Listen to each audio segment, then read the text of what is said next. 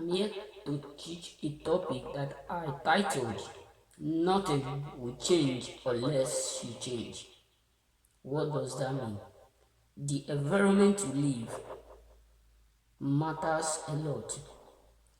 The people you associate with matters a lot. The video you watch matters a lot. The group you mingle with matters a lot. Don't take it for granted.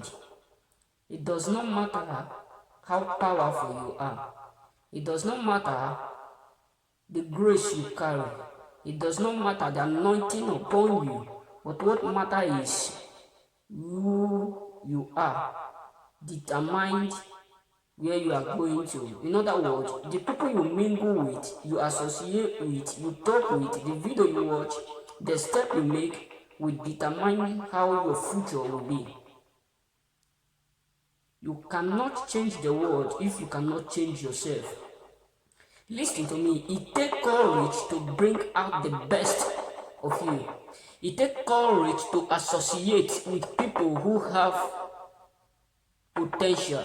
It takes courage to bring out yourself that the world will understand whom you are born to be. It doesn't matter where you come from. It does not matter how tall, how big you are, but it takes courage to show forth your potential. It takes courage to come out to tell the world that you can change the world. How can you change the world if you cannot change yourself? You ought to change yourself first before you can change the world. And how can you change the world? You need to change the environment you live, the association you mingle with, the group you go with, the friends you make. Listen to me. Samson was anointed right from the womb. Samson was anointed right from the womb that they called him in Nazareth. In other words, he was anointed so powerful that nothing can happen. But what happened is that the association, the group, the people he mingled with, he think that he can do all things that he ought to do with the anointing. The anointing of God cannot defend you if you cannot use your wisdom to obtain the anointing, to keep the anointing.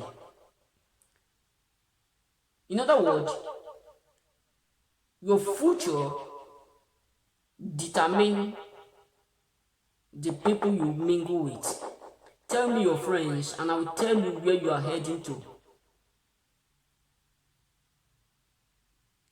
It takes courage to bring forth the best of you. It takes courage to smile. It takes courage to do things that people think you cannot do. It takes courage for you to elevate the world. It takes courage for you to do something marvelous.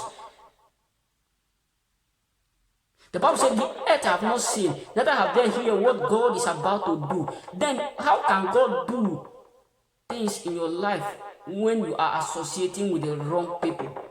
How can God do something marvelous in your life when you are associating with those whom you ought not to go with? It takes courage. It takes courage for you to bring forth yourself and tell them that where you come from is different from what they are thinking about you. Don't listen to what they think about you. Don't think about what they say you cannot do. You may not be a graduate. You may not go to school. You may not have the money to afford in order for you to sponsor yourself to go to university. No, that does not matter. What matters is, do you have the courage? Do you have the courage to do something that you ought yourself, even within yourself, you said, I can't do it. But with that courage, you do something that is so marvelous that you yourself will be surprised of what you are doing. It takes courage. It doesn't matter who speaks of you. It doesn't matter who said they can't help you because without them you cannot succeed. But listen, it takes courage for you to make impact. It takes courage. I asked my mom what I said, Mom, how can I know where I'm heading to? And how can I discover whom I ought to be? She said, son, it matters a lot. It depends on the association you mingle with. Your friends can bring best of you, and your friends can delete best of you. And I asked one of my friends, I said, why is it that Satan fights all time? He said, listen, Satan does not fight those who does not have potential. Satan does not fight those who are his association. Satan does not mingle or fight with people who do not know where they are heading to. Satan fights those who are ready to stand forth, who are ready to say, I can't do this, even if it takes my life. And Satan will send all his strategies in order to put you down. But listen to me, it takes courage for you to tell that demon that you can do something marvelous. You don't need to pray, you don't need to fast, you don't need to do anything. Just hold on to that word. He said, meditate this word day and night. In other words, it's only the word you need. You don't need prophecy. You don't need deliverance. Once you have this word, it can do anything. It takes courage. You cannot change your life, or you cannot change the world if you cannot change yourself. The way you talk, the way you dress, the way you know, I know that it does not matter. What matters is your heart. Once your heart is pure, and the way you think about yourself, that matters a lot. But I have come to understand that your dressing matters also a lot. But because you can't be a pastor, you dress the way the world dressed. You can change the world if only you can change yourself. You can change the world if only you can think more than yourself. David said, my help comes from the Lord. In other words, he think the way the Lord think. Elijah said, there may not be the rain, there may not be the wind. He think beyond man imagination. What is your thinking? How do you think about your future? Are you thinking that you are failing, or are you thinking that tomorrow is better than today, or will be better than today? Or are you thinking because today is bad and tomorrow will be worse, and that concludes your life without you thinking that today may be worse, tomorrow may be worse, and day after tomorrow will be sunshine? Are you thinking like this? Life is a step. Don't pray to enjoy today and suffer tomorrow. You can change your life. You can change everything. Stop wasting time with those who are having the habit of enjoying today and suffering tomorrow. Christ said, I have done all this. I have concluded. I have finished the work. And he said, for his sake, he became poor that you may become rich. In other words, if you cannot think what Christ is thinking, how can you get the result? How can you change the world? How can you maintain the faith whereby you cannot change the way you talk and the way you mingle and the people you associate with?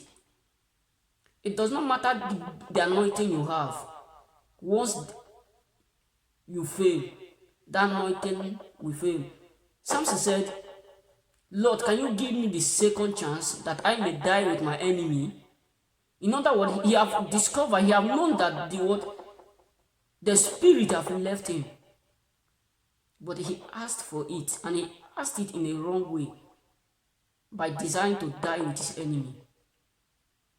If you can change yourself, listen, you can change the world. The people you are hearing today, they start from somewhere, and most of them have passed many difficult pain.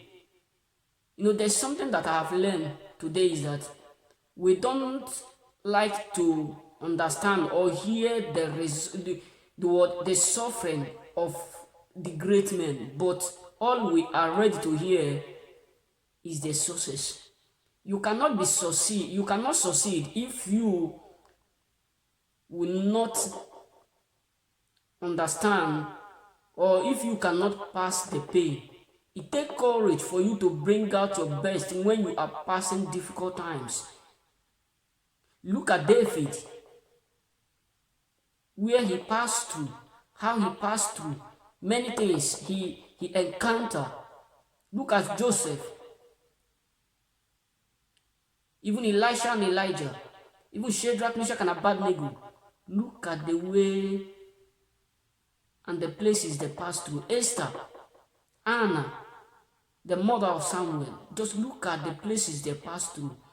Your life can never change if only you cannot change yourself. But if you can understand and you have the courage to change yourself, you will change the world entirely.